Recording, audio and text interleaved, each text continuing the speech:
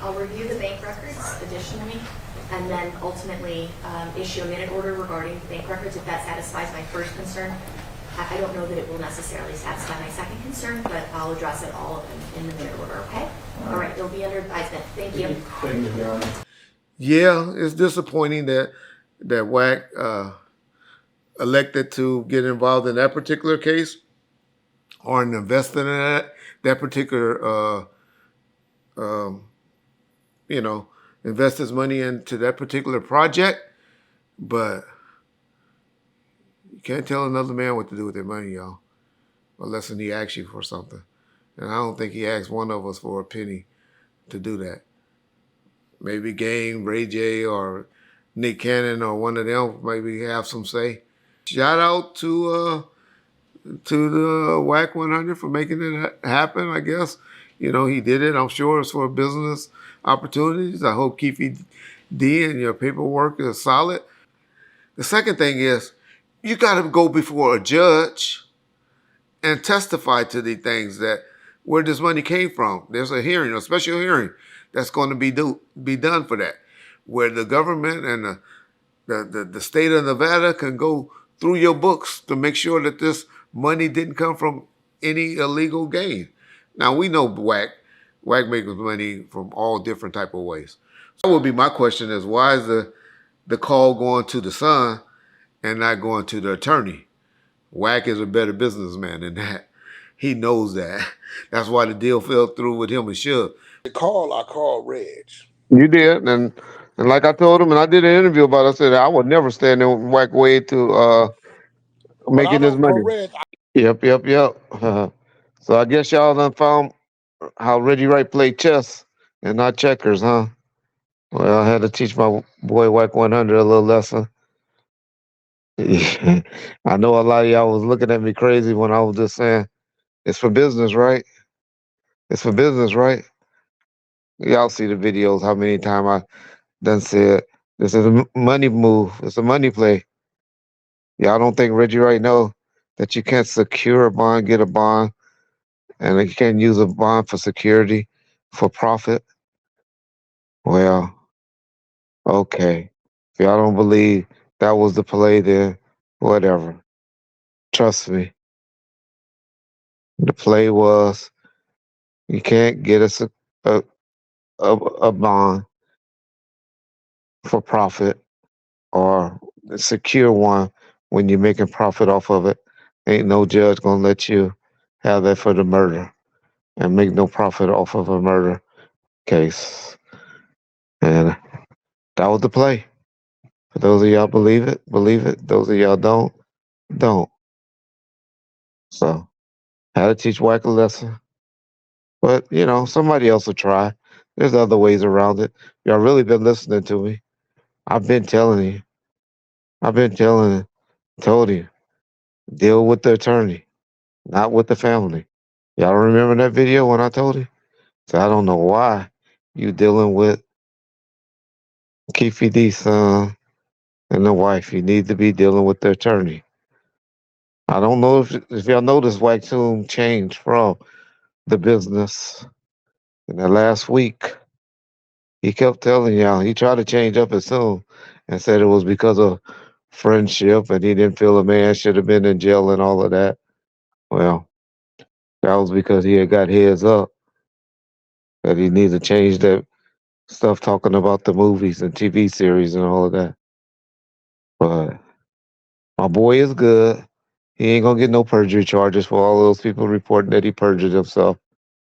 DA ain't tripping on that.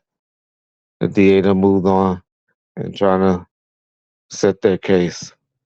For those that y'all can't see that this is a nail in the coffin for Keefe D, well, okay. I know. Y'all the ones that wear those little helmets and ride on the little bus. So y'all keep listening to the people that believes that. But that's it. That's all. We're gonna let y'all hear and see some footage. Okay, so I just want to be very clear about this. Have you ever stated that you planned on getting Mr. Davis out as long as he did a stipulation with you to do a television series with you? Oh, I have said this story would be a very interesting story. As if Orlando Anderson's story would be a very interesting story. As if the BMS story, as if my story. We talk about it, everybody talks about it, but again, that's not my lane. If that's what he chooses to do, then that's what he chooses to do. That's not what I do. If someone were to say that the money provided here to bail Mr. Davis out is not from you, would that be the truth or a lie? Be a lie. Okay. If someone, I didn't send the money, is that what you're saying? yeah. Saying I'm not the one providing the funds? Yes. Yeah, that would be a lie. If someone said you are being used as a front, would that be the truth or a lie? That would be a lie. If someone says you are a middleman in this transaction, would that be a truth or a lie? That would be a lie. If somebody said that there's a movie company putting up the money for you, would that be the truth or a lie? What company? A movie company. No, that would be a lie. Okay. So your testimony is you're not a middleman. I'm not a what? A middleman. No, I have no contracts with any movie companies. I've never had a contract with a movie company. I've never done television. It's not my thing. I'm actually moving out of entertainment into the diaper business. I have a company called Incredible Diapers. I have contracts in Congo, Nigeria, Amazon, Walmart, and Kroger. So I'm really moving away from entertainment.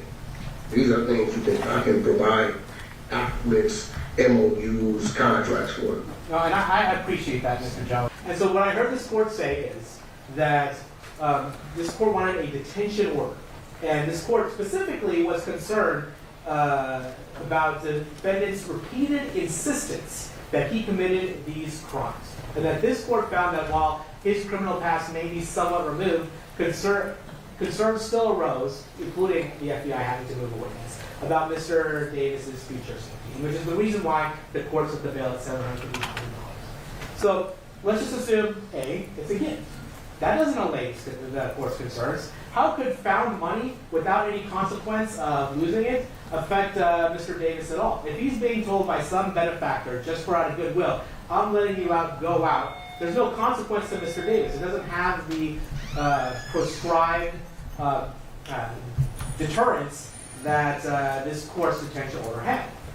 Let's say, which I think the evidence clearly leads to, that this is him getting paid from his retelling of his criminal past.